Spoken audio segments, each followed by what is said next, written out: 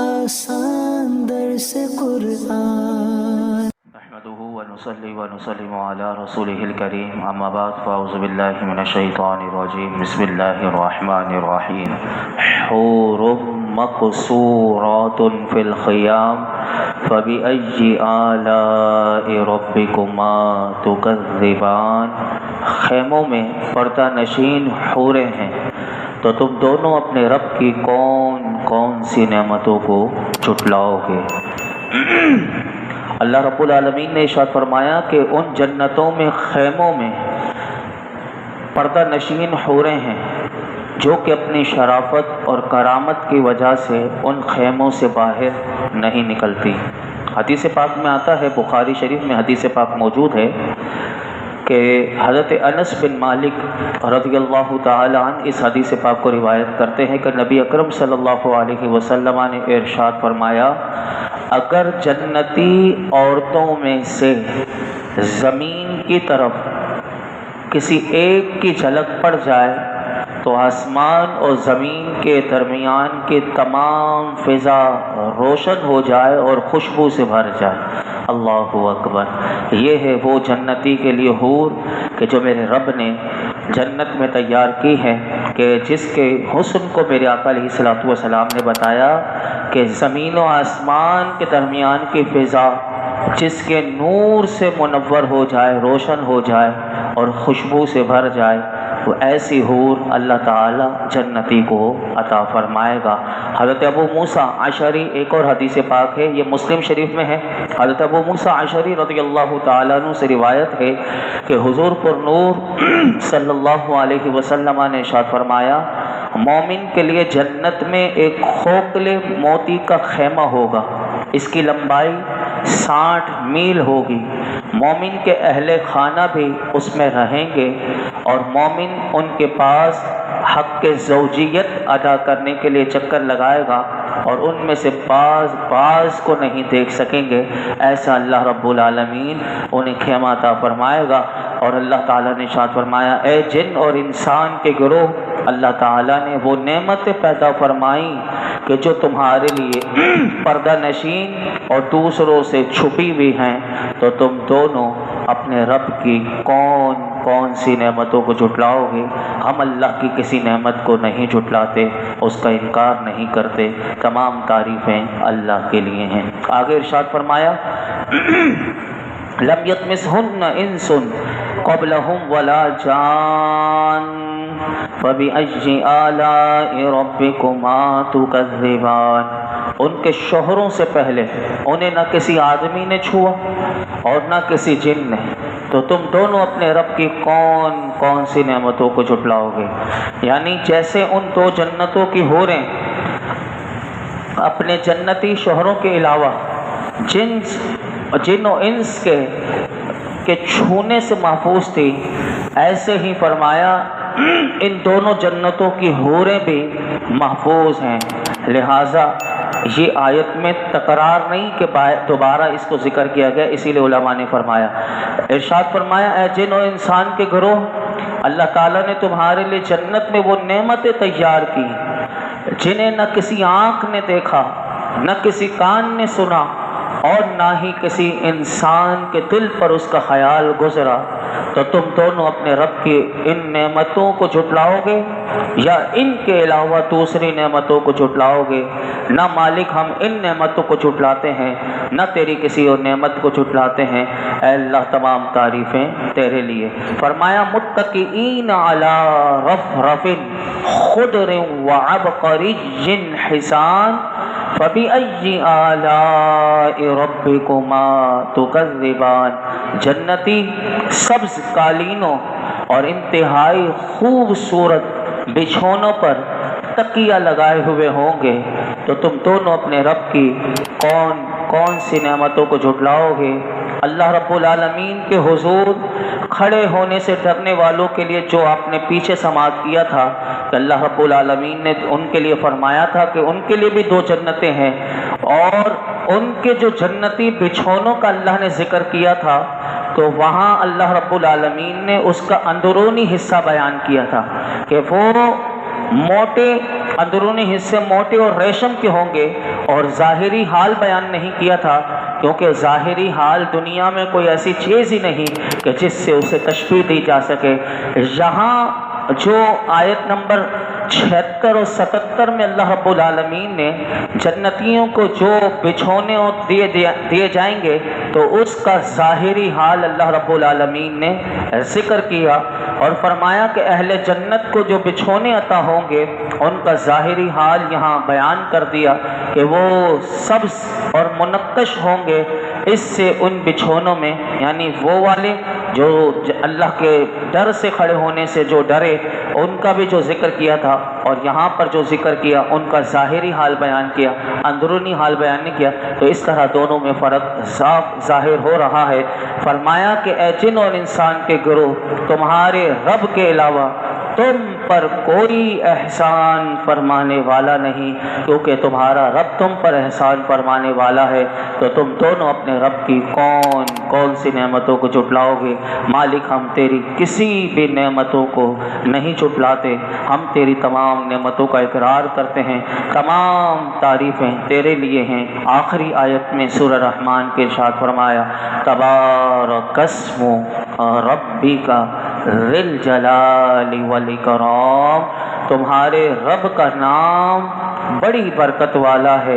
جو عظمت اور بزرگی والا ہے۔ اس آیت میں اللہ رب العالمین نے اس بات کی طرف اشارہ کیا کہ اس سورت کا جو آغاز تھا وہ بھی بڑا شاندار تھا، اور اس سورت کا جو اختتام ہے وہ بھی بڑا شاندار ہے، اور بتا دیا کہ صرف اللہ کی ذات یاد رکھنا باقی رہے گی، اور دنیا کی تمام نعمتیں فانی ہیں، اور اللہ تعالیٰ نے اپنی عظمت اور بزرگی کو بیان فرما کر آخرت کی نعمتوں کے بیان کا اختتام فرمایا۔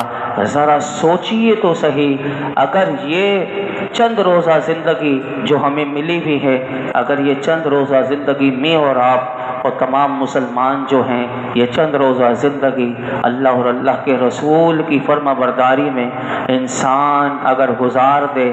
اور اس کے بدلے میں جو سورہ رحمان میں آپ نے سنا شروع سے لے کر 78 آیتیں آپ نے سنی کہ اللہ رب العالمین نے وہ عظیم النظیر اور لازوال روحانی جسمانی لذتوں سے اور مسرتوں سے جو انسانوں کو نوازا جائے گا، تو اگر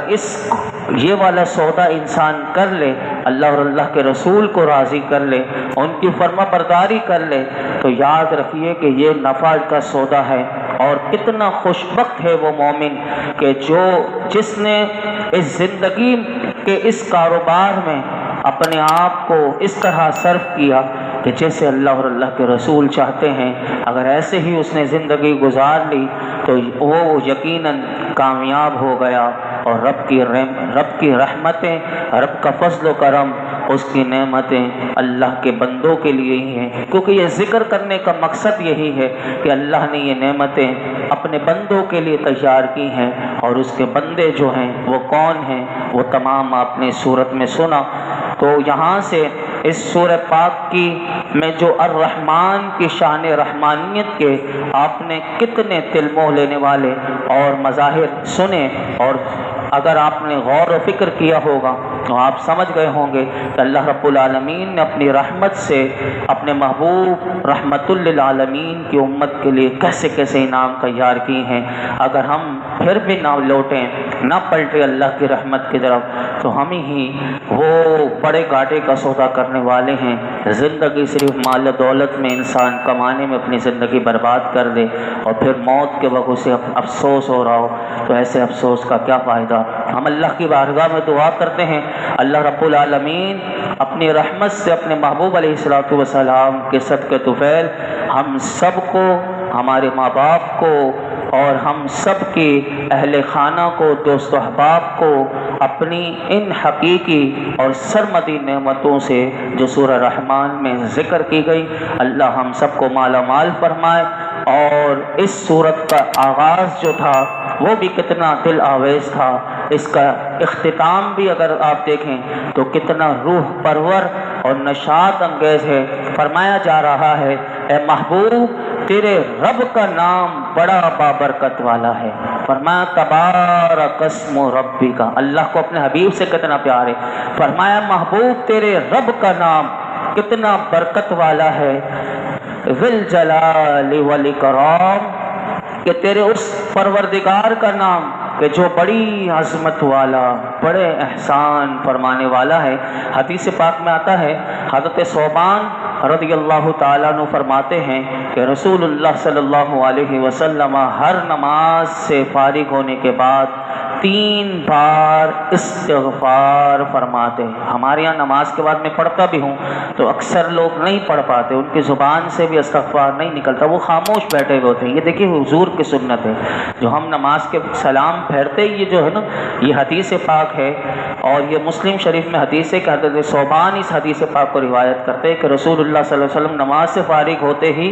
3 بار استغفار فرماتے، استغفر اللہ استغفر اللہ استغفر اللہ، یہ 3 بار حضور فرماتے، اور اس کے بعد حضور فرماتے اللہم انت السلام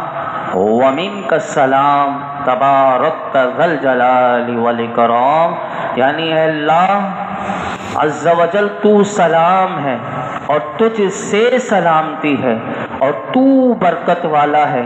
اے جلالت اور بزرگی والا۔ یہ دعا جو ہم روزانہ مانگتے ہیں، یہ حدیث پاک میں دعا آتی ہے، اللہم انت السلام۔ فرض کے بعد جو دعا مانگی جاتی ہے اس میں یہ دعا آپ روزانہ سنتے ہیں، اللہم انت السلام، اے اللہ تو سلام ہے، ومنک السلام، اور تجھ سے سلامتی ہے، تبارکت، اور تو برکت والا ہے، ذی الجلال والاکرام، اے جلالت اور بزرگی والے۔ تو یہ جو ہے ہم سب کو بھی یہ دعا آسان ہے، تو اگر کسی کوئی انفرادی نماز بھی پڑھے، اگر فرض جماعت سے نکل گئے تو وہ بھی اس طرح روزانہ یہ کر سکتا ہے، اور اس پر حضور کی حدیث پاک پر عمل کر سکتا ہے۔ الحمدللہ رب العالمین، والصلاۃ والسلام علی سید الانبیاء والمرسلین وعلی آلہ واصحابہ اجمعین۔ کہ اللہ پاک جو کچھ سنا اس میں کوئی غلطی کوتاہی ہو معاف فرما، نماز عشاء ادا کرنا، درود و سلام پڑھنا، درس قرآن دینا، سورہ رحمان کا مکمل درس سننا، اللہ ہم تیرا شکر ادا کرتے اپنی بارگاہ میں قبول فرما یا رب العالمین۔ ہمارے ماں باپ کی ساری امت مسلمہ کی بے حساب مغفرت فرما۔ ایک بچہ نمازی ہے، اس کی نانی ریحانہ کی یا اللہ بے حساب مغفرت فرما یا رب العالمین۔ ہم سب کے والدین میں سے ہمارے دوست و احباب میں، ننیال میں، ددیال میں، سسرالیوں میں جتنے جا چکے یا اللہ سب کی بے حساب مغفرت فرما، سب کی قبور پر کروڑوں ارب و رحمت و رضوان کی بارش فرما۔ کوئی عذاب قبر میں مبتلا ہوئے اللہ اسے عذاب قبر سے بچا، ہم سب کو عذاب قبر سے بچا، موت کی سختیوں سے بچا، دونوں جہانوں کی ذلت اور رسوائی سے بچا۔ ہم سب کو اپنے محبوب کے صدقے میں مولا کریم جنت عطا فرما، جہنم سے پناہ عطا فرما۔ آج تک ہم نے جتنی دعائیں کی ہیں آئندہ کریں گے میرے مولا، ہماری تمام دعاؤں پر، تمام حاجتوں پر اپنی رحمت کی نظر فرما۔ وصلی اللہ تعالی علی خیر خلق محمد وعلی آلہ وصحبہ اجمعین۔